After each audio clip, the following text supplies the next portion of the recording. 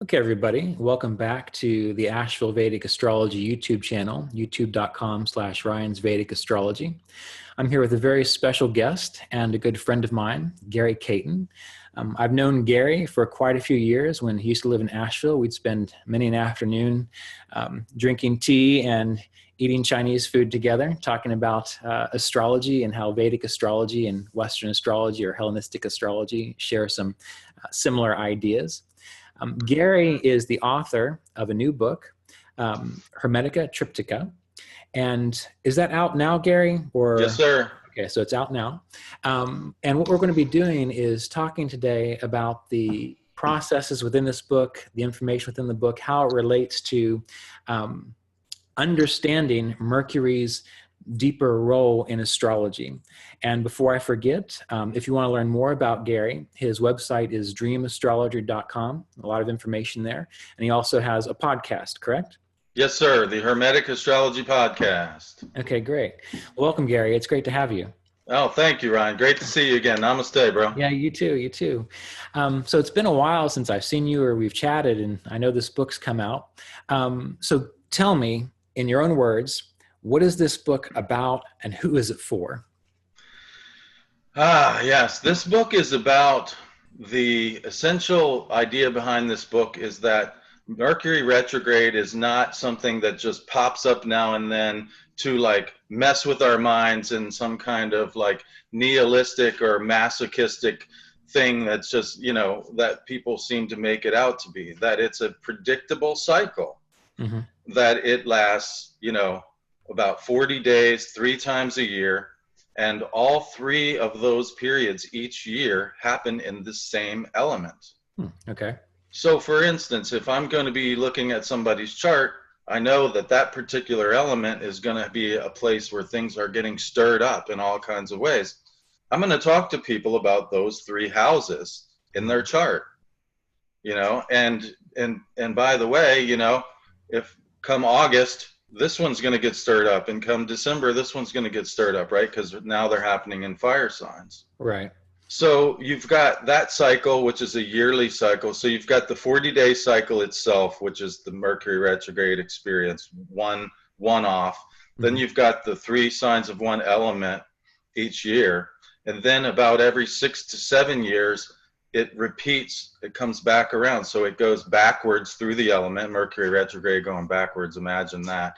It goes fire, water, air, earth, and then back to fire. So every 6 to 7 years, you'll have the same houses activated again. Interesting. And then over the course of 79 years, you'll have 12 of those elemental returns. So over the course of your life, you'll have 12 returns to any particular element.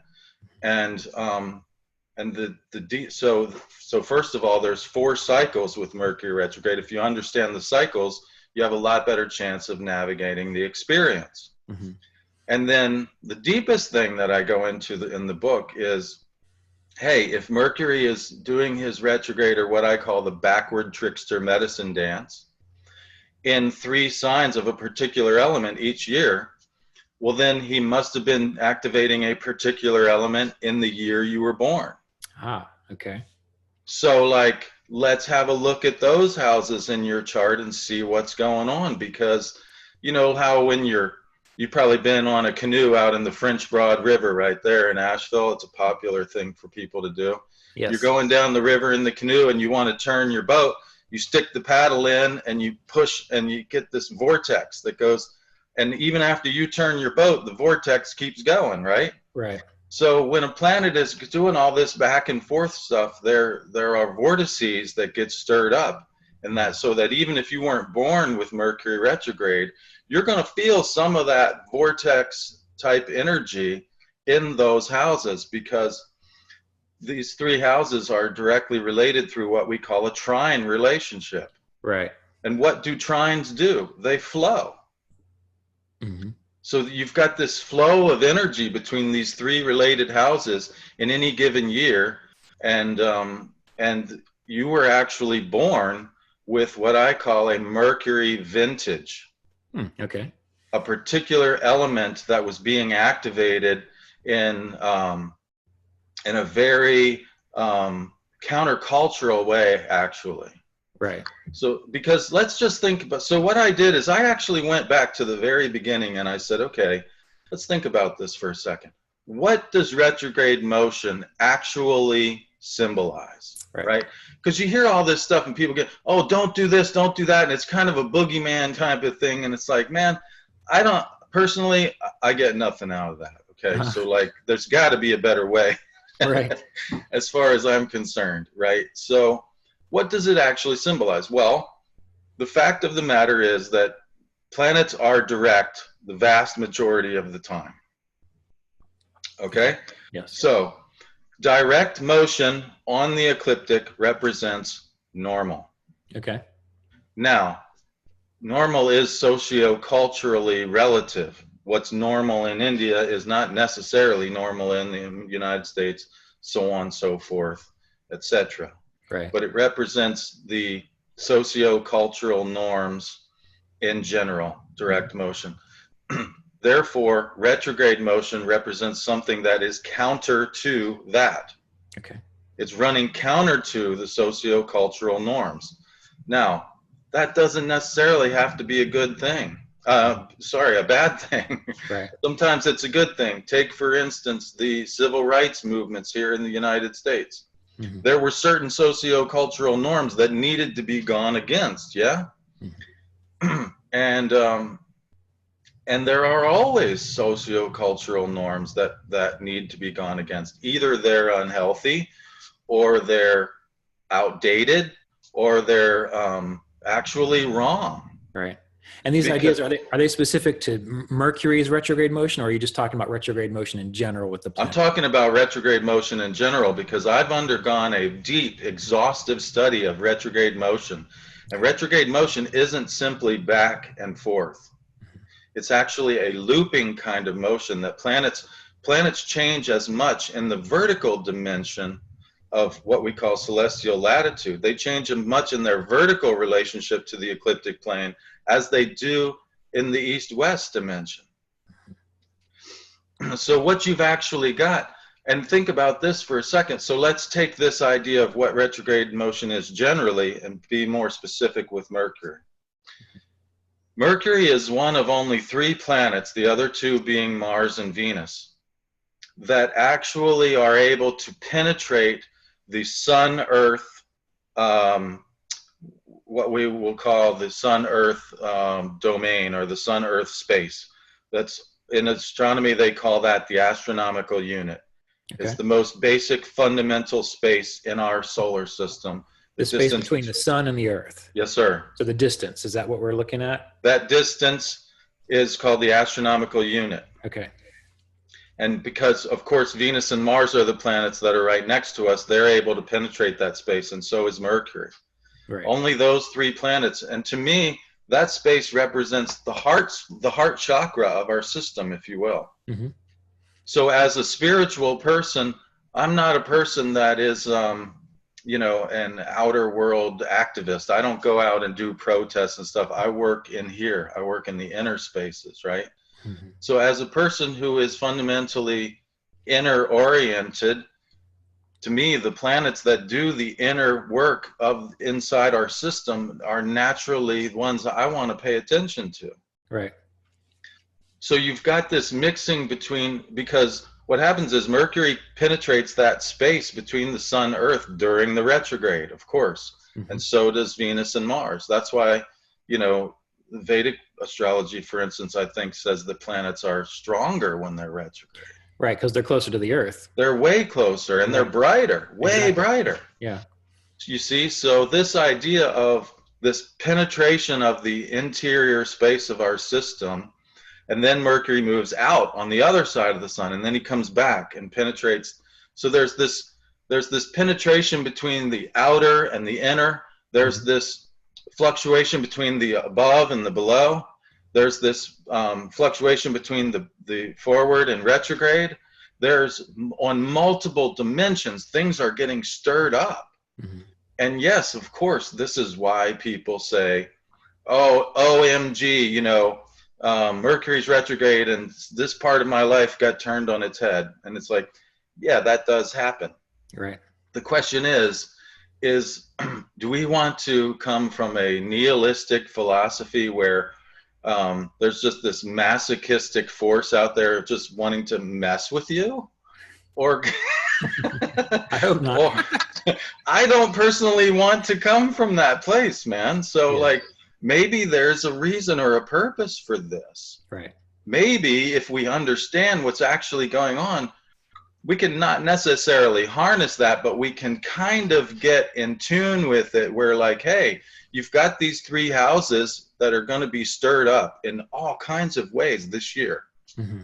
What about those houses would you like to change? Mm-hmm. Right. It's as simple as that, man. It's as simple as that. Because because it's like, let's say that, for instance, we know that there's been a lot of rain and there's going to be some high water. Mm-hmm. Well, if you dig a ditch, the water's going to go in that ditch where you gave it a place to go. If you just sit there and wait for the water to come, it's going to go wherever the lowest spot is. Right. You know what I'm saying? So it's like, do you want to be passive and have the transit done to you, or do you want to work with them? You know, do you want to be a co-creator? So what would be an example? What would be an example if we're thinking about that? And we know that, let's say, Mercury is going to go retrograde through Aries, Leo, and Sagittarius, 3 fire signs. And if these are your 1st house, your 5th house, and your 9th house, what are ways that we could, think about which ditch do we dig and where? How do we, right. Thank you. Excellent question. Yeah. Yeah. So I'll back up for a minute and just go with my own personal recent experience because like I said, it goes fire, water, air, earth, right? So we just came from a time where it was doing it in the earth signs. Okay. And for me, those are houses 4, 8, and 12. Okay. So I had sorry? I was going to say moksha-related houses or liberation. Yeah, liberation-related houses in the Vedic idea. They see these houses as related to the 4 basic aims of life, right? So you have dharma, which is like purpose, as I understand it. Mm-hmm. Correct. Right living, essentially. Mm-hmm. Artha, which is like prosperity. Mm-hmm. Kama, which is desire or pleasure. Mm-hmm. And moksha, which is liberation. Right. Those are that's the way I understand those 4 things as a Westerner. Yes, that's pretty accurate. Okay, so now my take on them is slightly different, but very much related, and we'll get to that. But let's just say, let's just take it as a basic Westerner that I know. For instance, 4th house is home. Mm-hmm. 8th house is about shared resources. Right. Other people's money, other people you're intimate with, generally, whether intimate in physically or business-wise.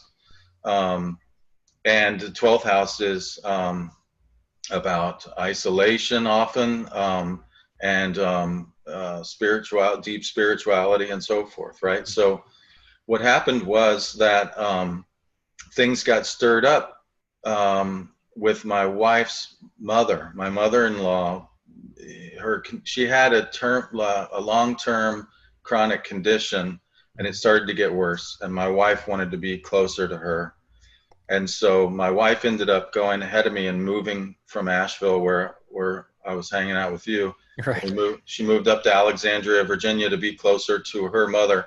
So I was alone in the house by myself for one winter while I was getting the house ready to sell, our house in Asheville. So there's your 12th house. Right. Right. And then I had to go through the process of selling my house, 4th house, real estate. And then we went through the whole process of,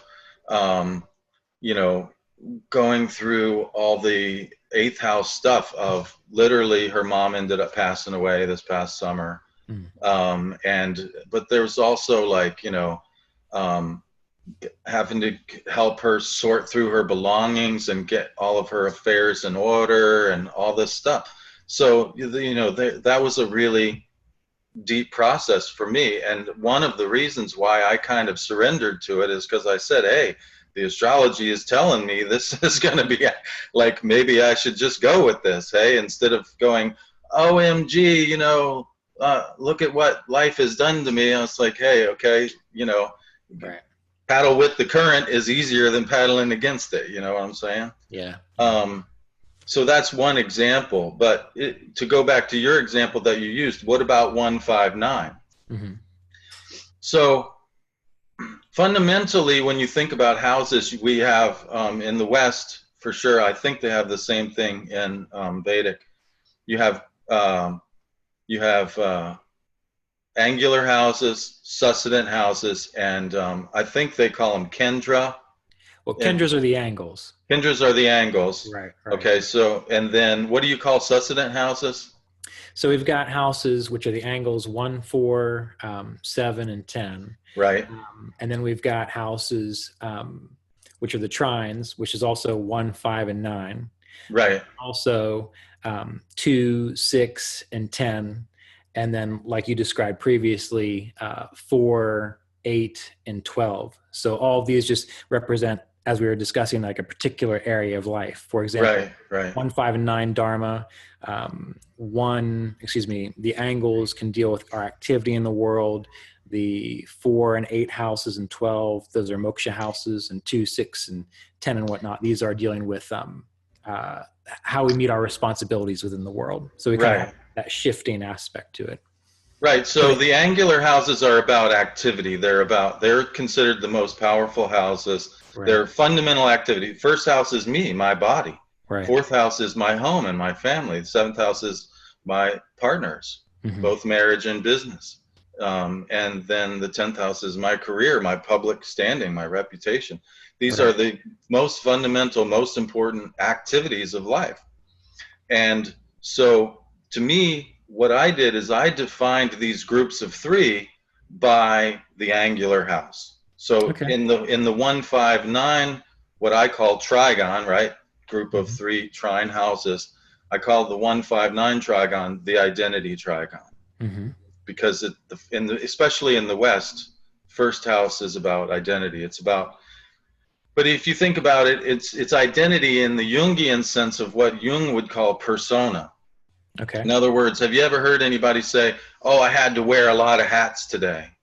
You know, those different hats that you put on, those different roles that you put on, it's not necessarily you. It's roles that you take on in order to function in different sociological capacities. Right. So the first house is kind of like that, and so if we think about it in terms of dharma or purpose and right living, the different roles that I take on, I take them on in order to serve a purpose in the world. You see what I'm saying? Yeah. And then, so the angular house defines the important activity that's taking place. The succedent house holds the fruit of those activities. It holds the stuff of those activities, and then the Caton house distributes the fruits of those activities. That's interesting. Okay, yeah. So that's kind of where I was coming to think about it, because it's kind of like if we see, for instance, Aries, Taurus, Gemini, right? The cardinal fixed and mutable signs of the first quarter of the year. Right. You know, Aries begins spring, Taurus holds the fruits, the flowers, and the beautiful green stuff and everything, and then Gemini moves that along into the next. It's the same, kind of the same idea. I follow. Okay. So with 159, it's like I have these identities, these various roles that I can take on. And in particular, if we're talking about Mercury retrograde, we're talking about roles that are countercultural or stir things up some way. They represent a challenge to normal, both your normal and the sociocultural normal.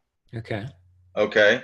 And then the 5th house would be the risks that you take with that identity. Given this identity, what creative ways can I engage that identity to create fruits, artistic fruits, you know, like this book. This book is a 5th house fruit. Yes. And can I just say one thing real quick? Yeah.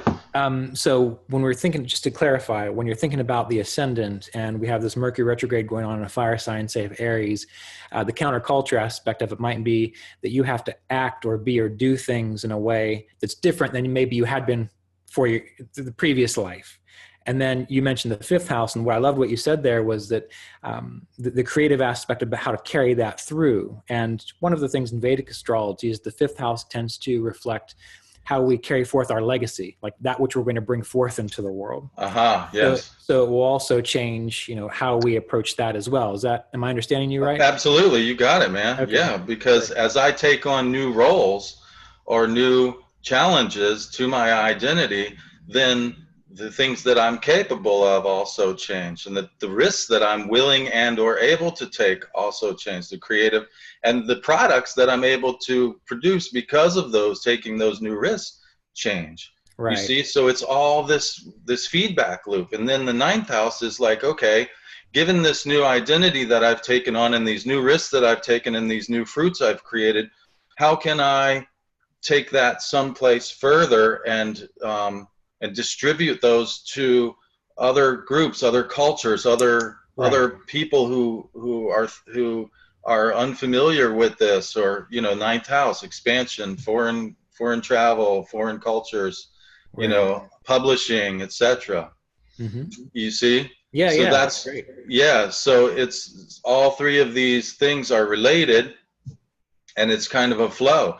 And the wonderful thing about it is, once one of them's activated, the other two are going to naturally follow suit. And Right. so it's like, and so you can find that, even though, let's say, again, use the first house Aries, in the spring, your first house is going to be activated. Right. But you also know that your first house is going to be activated in a way that leads to fifth house stuff and ninth house stuff. So you can right away begin to get ahead of that curve. Right. And by the time you get around to the ninth house retrograde, you're surfing the wave instead of getting knocked down by it. Right. Right. Excellent. So, yeah, that's the idea. Yeah. So, okay. So yeah, and then with the Artha trigon, that one's pretty much straight up. I think I pretty much matched the prosperity. I call that the trigon of mastery. Okay, that makes sense. 2, 6, 10. The angular house is 10 in that trigon. So the 10th house is about public roles that I take on. Public, normally we call that career. And then the second house is the fruits of that. Whether it be money or whether it be intangible things like respect and so forth. And then the sixth house is, distributing that. So the skills that I develop, the ability to master a particular routine, a particular series of steps, that's, and so forth. So there's, so then those houses can be both activated in the natal chart. A really good example that I used in the book, I actually went through Astro Data Bank, dude. This was the hardest part of the book. Yeah. Astro Data Bank used to be a software. Now it's like it's an online collection of charts, right? Of celebrity charts. It's like 30 or 40,000 charts. But it used to be a software, and you could actually search through those charts. Okay, show me everybody with the sun in the 10th house, or whatever. Well, it wasn't programmed to do this, but I figured out a way to kind of make it do this. So, Carl Jung, I looked at Carl Jung's chart, and he's an Aquarius rising, and he had the houses.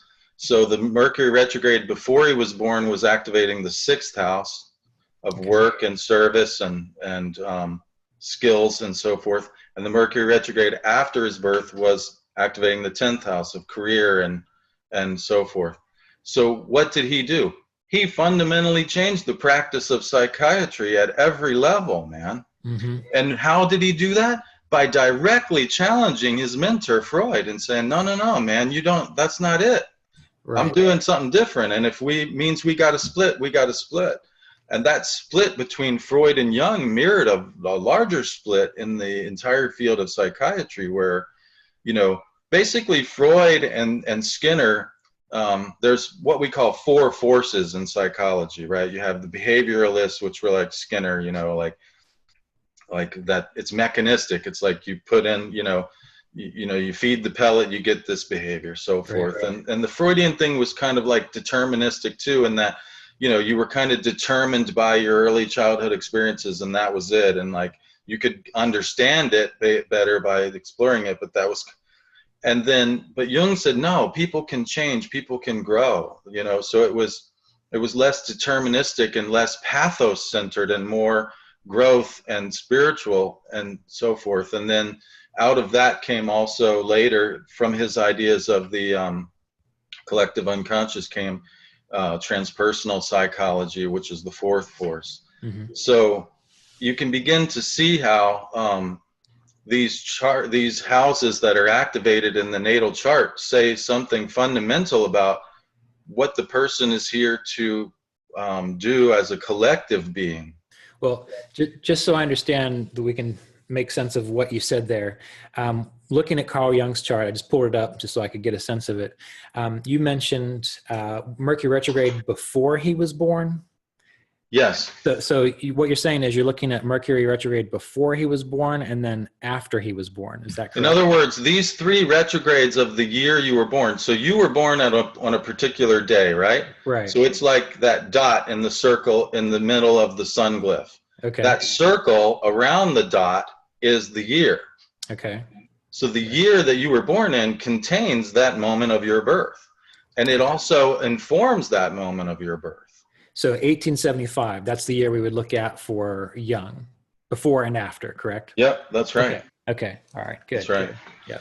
So, you know, and I went through and got 150 different examples, and I made sure I got women and people of color and LGBT people, and you know, I really did everything I could to make sure it was totally modernly representative. You know, Right. It's not just a bunch. I happen to use an old white guy as an example, but it's not. Yeah, it's not just that. You know, yeah. And so each one of these different combinations is represented by. In fact, my particular combination, the Mercury retrograde before my birth was in the first house. Mm-hmm. And the Mercury retrograde after my birth was in the fifth house. Mm-hmm. And I'm Aquarius rising, and the example I use for that is Audrey Hepburn. Mm. Breakfast at Tiffany's is thought to be a fundamental reshaping of the role of modern women. She was Holly Golightly. She transformed herself from Lula Mae Barnes, this country girl who was controlled and dominated by this man. Mm-hmm. Into Holly Golightly, this free-spirited urban sprite, you know, who was in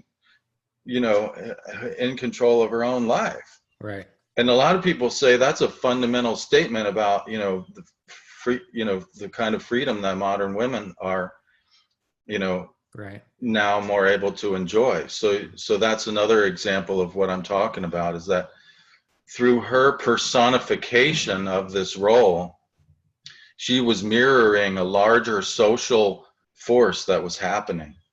Right. Yeah. And so an earlier point that you made was that these kinds of patterns repeat every they start over every 7 years. Is that correct? Yes, sir. 6.5 to 7 years. Okay, yeah, because there's interesting ideas in different psychological circles that, you know, the first 7 years of our life are the most important in regards to define who we are and how we're going to act, and that we tend to repeat, you know, these 7-year cycles consistently over and over and again. Now, I was often attributing that to Saturn's transits through the zodiac, but it sounds like Mercury might play a little bit more immediate or appreciable role in that regard. Yeah. You can look at Venus and Mars actually also have a 7-year cycle to some degree. There's multiples of this cycle, but and I wouldn't dismiss Saturn or Venus, Mars. I think those are worthy to look at. Right. But yeah, in terms of like childhood development, Mercury is going to be the one. I mean, Mercury is right. Walking and talking and moving about and all that stuff. And so, yeah, I the last chapter of the book is actually dedicated to going through each one of these returns and talking about what's going on developmentally at that point in time. Mm-hmm. and how this is asking you to evolve another level of that birth vintage that you were called here to participate. with, and it's evolving it to the next level each time. Right. And so when we're thinking about Mercury, again, I don't have a lot of interaction with Western or Hellenistic astrologers. You know, you and pretty much mainly you, but and Chris Brennan recently. I've noticed that there doesn't necessarily always seem to be much emphasis put towards the inner planets. It always seems to be obviously Saturn or the outer planets, and it's always evolutionary, and it's always you're about to hit this major life breakthrough and your ego is going to be challenged, and you know it kind of keeps going in that regard. Yeah, so, now that wouldn't apply to Chris or myself. No. But for a vast majority of modern Right. Western astrologers, what you say is true. And that is precisely, now think about what I just told you. Right. I have Mercury retrograde, prenatal Mercury retrograde in the first house of my own identity. And what did I do? I decided to define myself in opposition to what you just said. Right. Yes. I'm not going to go and talk about Uranus, Neptune, and Pluto primarily. I'm going to talk about these planets that actually penetrate the heart space of our system. Right. Well, those are also the planets that seem to be very much about what's going on in our life on a more intimate level. You know, absolutely. Heart space, you know, because we can talk about the outer planets all we want, and they are going to help us in some transpersonal things, but most people don't really exist in that. I mean, it's great if they did, but most people are not shamans, right? So like right. Pluto is going to be have a limited. They're going to have a limited. I mean, if you want to just get down to it, you know, most people really don't do all that great with Saturn, and so. I mean, you know what I'm saying? Yeah. There's days where I'm guilty of that too. I'm not not pointing the finger. I'm saying no. Some days it's you know, I think that if we're doing really good if we get Saturn right. And if we get anything beyond that, man, that's truly exceptional. Right. So well, yeah. What I like about what you're discussing here is that it seems to bring us back to what I consider to be the inner planets. You know, the planets that we can sort of maybe interact with and appreciate the interaction a little more obviously. Absolutely. And that's by design, bro. I absolutely fundamentally made a philosophical decision that that's the way I was going to go with my entire career, you know, and I dedicated, you know, not just Mercury. At our previous Sky Astrology conference, I was talking to you about the Venus-Mars cycle has a 7-year thing. Right. I went back through 3,000 years of Venus-Mars cycles and looked at it in terms of the socio-cultural, you know, historical timeline, man. And I wrote like a 2-part, each part was 18,000 words, so a 36,000 word essay on that. Is this on your website somewhere? Yeah, there's a whole, like, I have these different bundles, so there's bunches of lectures that are grouped by category, and the Venus-Mars thing is one of the bundles that people can get. Okay, great. There's an alchemy bundle but yeah, absolutely. I'm really glad that you get that, because that is one of the primary fundamental philosophical decisions that I made as an astrologer to do just what you said, because I agree 1,000% that these are the most intimate parts of our being that we can really relate to on a day-to-day basis. And why wouldn't I want to focus there? Right.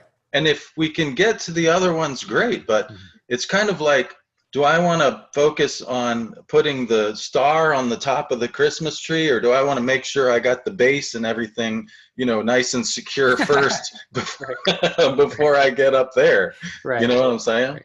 Well, in Vedic astrology, the idea of Mercury, they often say, you know, if you have a good Mercury, well placed and well dignified and so on, that can actually carry the rest of the chart, because Mercury represents how you manage your life, how you make sure everything is sort of doing what it needs to be doing.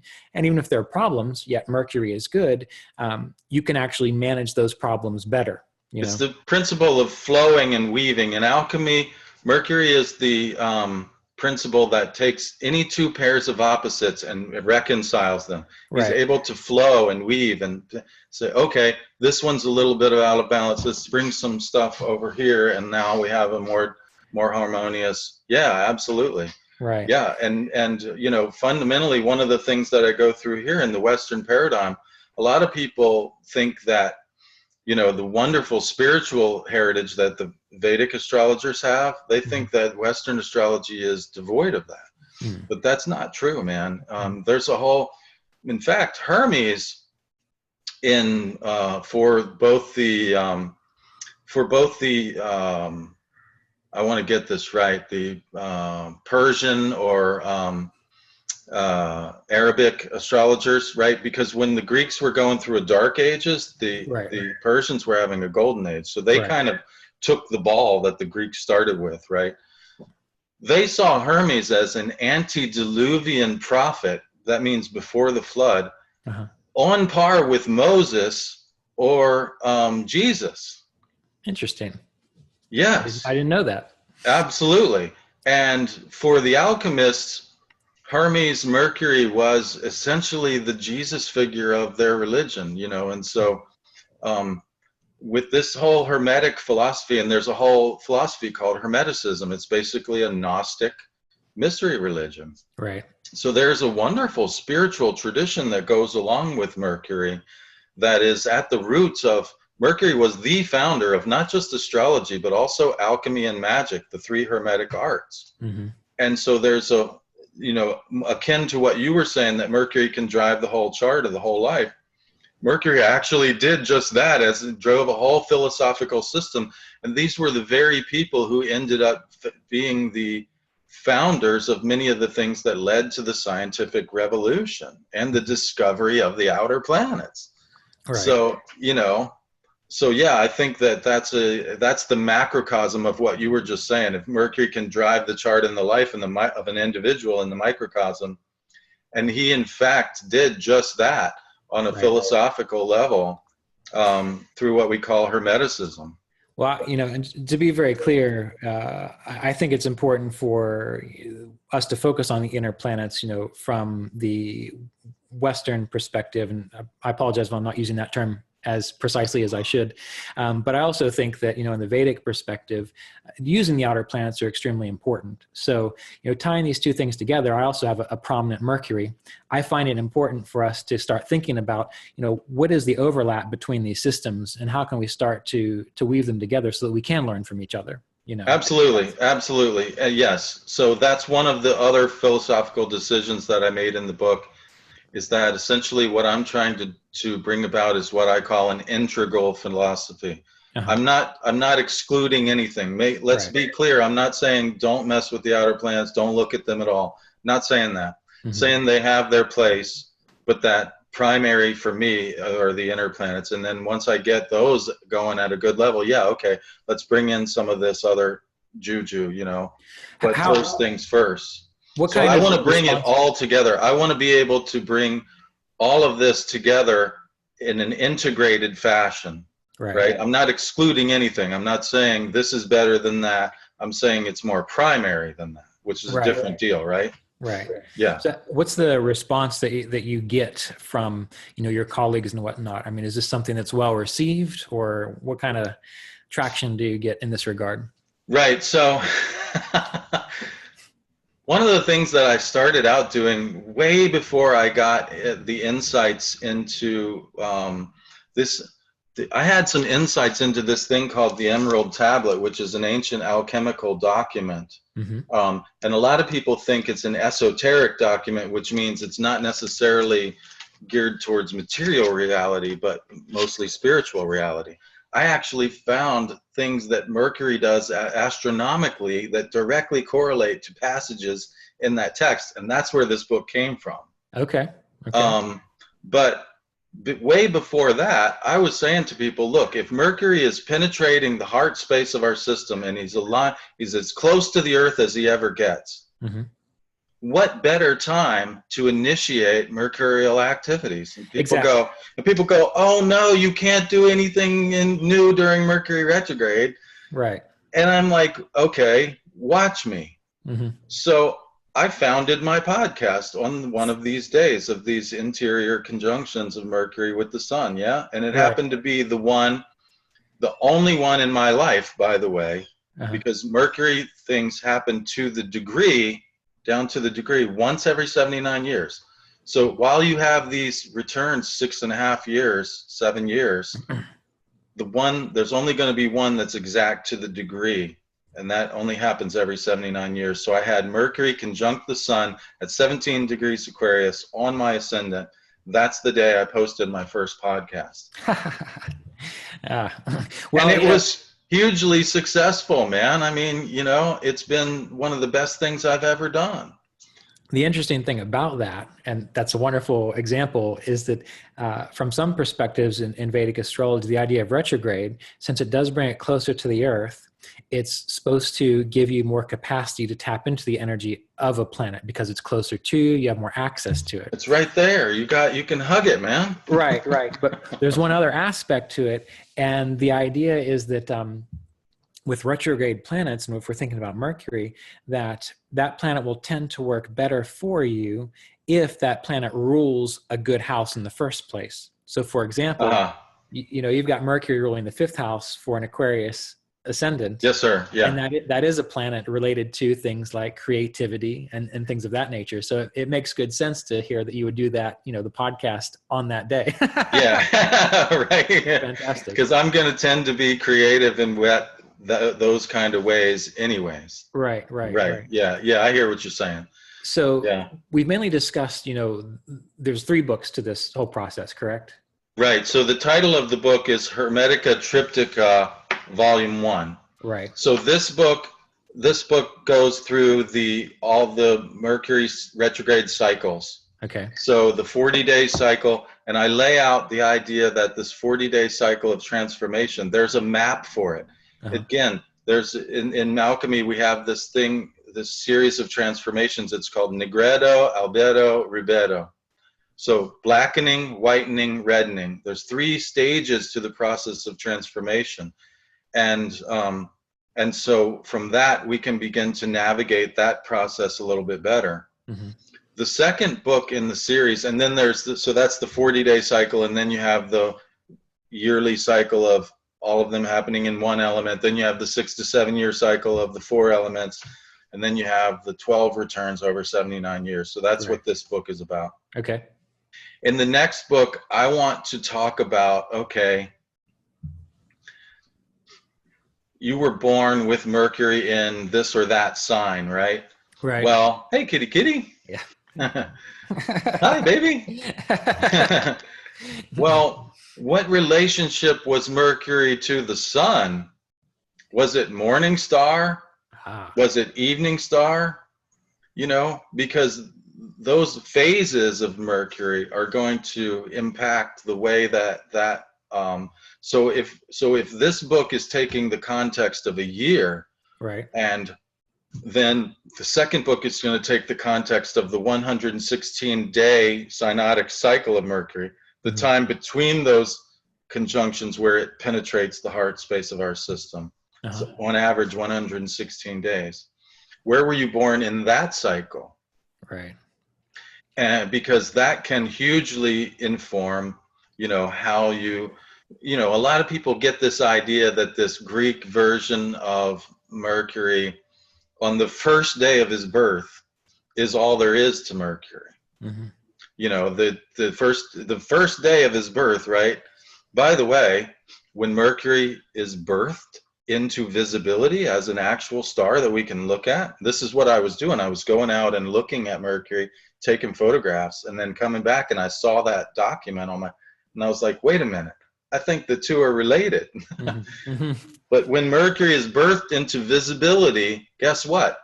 He's retrograde. Mercury's first visibility is in retrograde motion. And what does he do on the first day of his birth? He steals his brother's cattle and walks them backward to trick him so that he couldn't find them. So here you go, right there in the myth.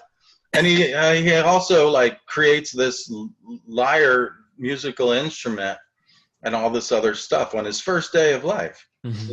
And a lot of people think that that's all there is to Mercury. But as I said, Mercury was also the inventor of astrology and alchemy. So there's 2 fundamentally different Mercuries in that you have this trickster, puer, eternal youth. And then you have the bearded sage, who was more of a philosopher and inventor of, writing and alchemy and astrology and stuff. So, and then within that, we can make further divisions and begin to see these different manifestations of Mercury in the individual chart. So that's what the second book is going to be about. And I'm already, I'd say I'm probably about shin deep in, maybe knee deep in the research for that one. Okay. Should we ask you about the third one, or should we just wait and just? Yeah, well, briefly, the third one is going to get into these actual loops that Mercury makes when he does the retrogrades, because it's absolutely astounding to me that since the time of Ptolemy's Almagest, the data was there for us to understand that these loops make these, and there's basically 8 different shapes that these loops make. And again, the data was there to understand this since the time of Ptolemy's Almagest, but we keep thinking it's just this back and forth thing. It's totally not that. So what do these loops mean? Because there's basically 8 different shapes that they can make. So that's one of the things that I'm going to get into in the final book. Right. Okay. Well, you know, one of the things I've always enjoyed about, you and astrology is that you actually go out and look at the sky. Right.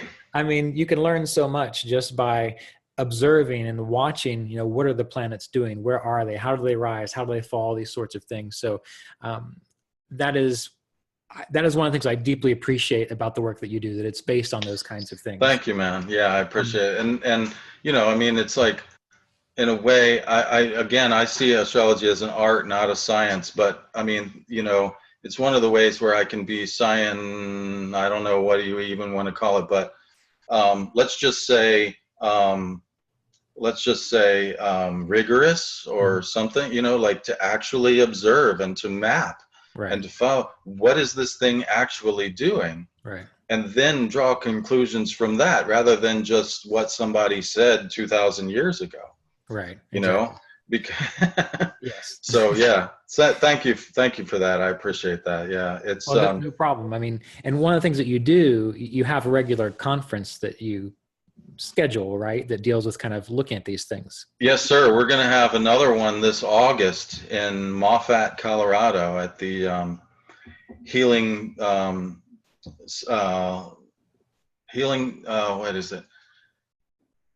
Healing Journeys Hot Springs in Moffat, Colorado. It's in sort of right on the western side of the Sangre de Cristo Mountains, between like Colorado Springs and like on the interior of Colorado. Okay. And the reason we're having it there is because it's super dark, man. Right. And Mars this year is going to be brighter than Mars has been in 15 to 17 years. So here's the thing, right? So Mars is brightest when he's actually closest to the Earth, right? Right. Mm-hmm. But not every closeness to Earth is created the same. Right. Some closenesses are closer than other closenesses. Right. And this is the closest of the closenesses. Yeah. And it's going to be super bright, man. And so we're going to have a thing out there where people can actually lay their eyes on Mars in really dark skies. You'll be able to see the Milky Way, the Perseid meteors will be flying, and it'll really get a chance for people to see this stuff with their face, and to begin to make connections between what they see in these wheels, which are facsimiles of the sky, and what's actually going on in the sky, man. Right. So, yeah, thanks for mentioning that. And that can be found on your website too? Yes, sir. Yeah, there's links to all that. Okay. Yep. Yeah, well, it became very clear, when you would talk about this and we'd go out to eat and have tea or whatnot, when, there's an idea. Do you guys have Planetary War in? No, but Julene has told me about that. Yeah. Yes. So there's the idea that when two planets are so close together, they're at war, but really it's a visual phenomenon. It's not meant to be just. Is it above, below? How is it? It's like, where is it? Because, it can be like this and it's not actually planetary war, but in the chart, it's saying that it's the same degree, just looking at it, Right.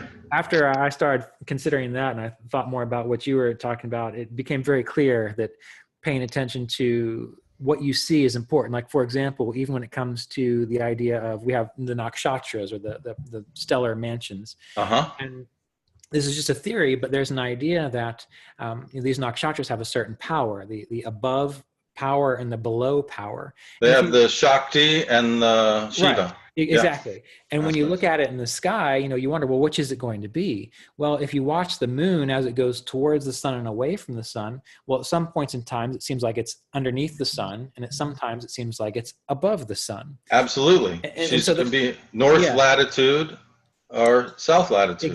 exactly. So those things, I think that we miss as astrologers, Vedic and possibly Western. Again, I don't know that many. You miss a lot when you don't look at what's actually happening in the sky. So, Right? yeah, yeah, Yeah, because we're going through a cycle now where the moon is making these series of occultations to the bright red star in the eye of the bull, Aldebaran, and that's south of the ecliptic, right? Mhm. She can do the same thing with the horn of the bull, which is actually, that's a fairly big constellation, which is way up above the ecliptic. Right. So she has this cycle where she's activating the horn of the bull or the eye of the bull, and it's like, which side of the ecliptic is she on, and what does that mean? Is she? Yes. And I hadn't even thought of it, but I love it that you were talking about, because I was aware of the fact that each nakshatra had a Shakti and a Shiva aspect, but I didn't realize that it was literally thought of as above and below. Well, that's just my theory because Okay, got it. I've been Yeah. watching the moon and noticing this. So that's not I something. love your theory, bro. I Okay. love it, man. No one else has agreed upon it yet. But like I said, you have inspired me to pay more attention. Yeah, To that's awesome, man. I so, love it. Yeah, I yeah, really love that people are thinking about that, What does above and below fundamentally mean, exactly. And because if you think about the human being, our lower chakras really are kind of like our animal chakras. Mm-hmm. And it's in the heart chakra that we become human. Right. And then the higher chakras are really our spiritual chakras, as I understand it. Yeah. Well, that's right. You're all right. My cats are going crazy. So anyway, but that's true. Cat wars. Yeah. Well, I know you've got another meeting coming up, and I think we covered a pretty good bit of what we need. Yeah. One final thing I'd like to ask you, you're going to be at the UAC conference in May, is that correct? That's right. Yes, sir. I will be there in Chicago.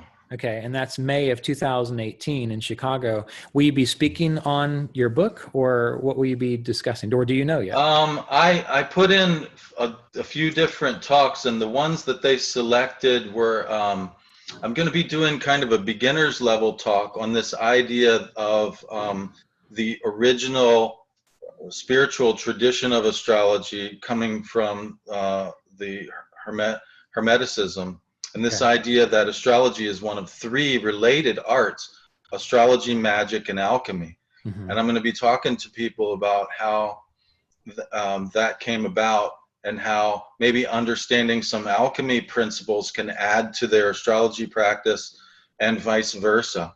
So that's my kind of beginner's level talk I got selected for a really beginner's level talk and a really super advanced talk. So I didn't get anything in the middle, which is kind of cool, because at least I'm hitting both ends of the spectrum there, Right. So my advanced talk is actually more on this thing I was talking about with these loops. And these loops are actually driven by the nodes of the planet. So just like the moon has nodes, yes, nodes are the places where the moon intersects the orbit of the Earth. Mm-hmm. So the moon intersects the ecliptic going up or northwards. We call that the north node, or Rahu. Mm-hmm. And she intersects going downwards. We call the south node, or Caton. Mm-hmm. The planets also have these nodes, and depending on where the retrograde is happening vis-a-vis these nodes, you get these different shaped loops. Okay, interesting. So I'm going to be talking about the actual astronomy of retrograde motion and these different loops, and some predictions that I've actually made using these loops. Okay. And how there can be, it's not just theory. In other words, it's like you can actually use these to make predictions. And I made a prediction that Peyton Manning would win the Super Bowl at the end of the season, when he was pretty much, everybody thought he was going to retire and his career was over. And then he won the last game of the season for the Broncos. And I said right away, they're going to the Super Bowl and he's going to win, because I saw how this loop was playing in, and it was going to bring him back around. On the day of the Super Bowl was the other end of this loop.